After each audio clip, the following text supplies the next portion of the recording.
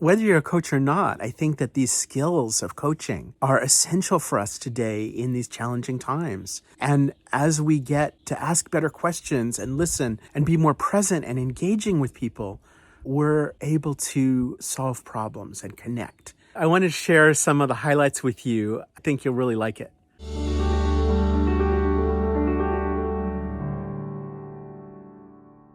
As you're looking at the way the world is right now, and some things that aren't new and some things that are new, some things we're seeing more clearly, what is it that you think people need to strengthen and grow? Brett just said, doctors need to learn how to coach. Uh, like, what are the skills that the people around you need in order to move forward? If you could, again, Magdalena's magic wand is broken, but I've got one here. If I can lend it to you, here you go. What is it that you would want people around you to learn or be stronger at or better at in order to move forward from where we are today? And Magdalena, let's come back to you. What are you seeing that people need in order to move forward? Right now, I'll say that the self-awareness and self-acceptance is what's needed.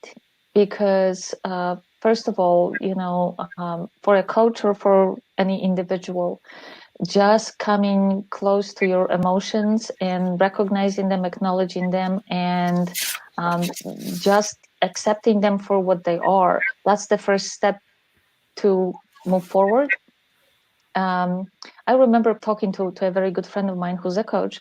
Her husband is a ER physician, and at the early stages of pandemic, she was saying, I feel so hopeless. I feel so useless. He is on front lines. And again, the rest of us told her, I said, but you're going to be next. So just be ready, be prepared, but by also be mentally prepared to offer your service. So as long as you're alerted to your own self, this is, I think, what people need right now to be able to map out the way to the future.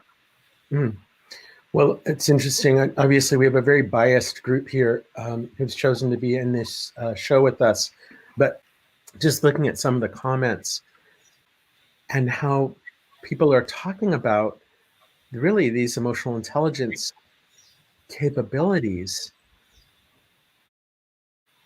And I think this is quite interesting to think, if we can't connect with ourselves inside, how do we do this? How do we have compassion for others if we don't also have it for self? Mm-hmm. And likewise. It's interesting how many of these comments are in this space of like being connected inside and with others. Bruce, do you have something to add there? I love what has just been said. I think Magdalene mentioned that, being okay with not being okay is such a powerful place to start at. Mm-hmm. And for me, what I'm seeing unfold in my situation at the hospital is that there gives people just a little slither of space to start that journey of self-reflection, which pushes them ultimately to a place of, okay, well, now I can start to unpack these emotions, and then I can start connecting them to my thoughts. And I'm oversimplifying it, but I really liked the actual statement of being okay with not being okay as a starting point. Magdalena, something to add? Yeah, being okay with not being okay is absolutely, we're all superheroes, right? So you still can be a superhero and maybe have a moment of reflection. That reflection, that actually, I think, gives us a deeper understanding of self. And to me, and many coaches would probably say the same, is that this is where it all starts. And this is what we work with our clients on, for them to understand self. Because without doing that, we may be building the foundation, or we're building the house on a foundation that it's not solid. Jenny, how about you?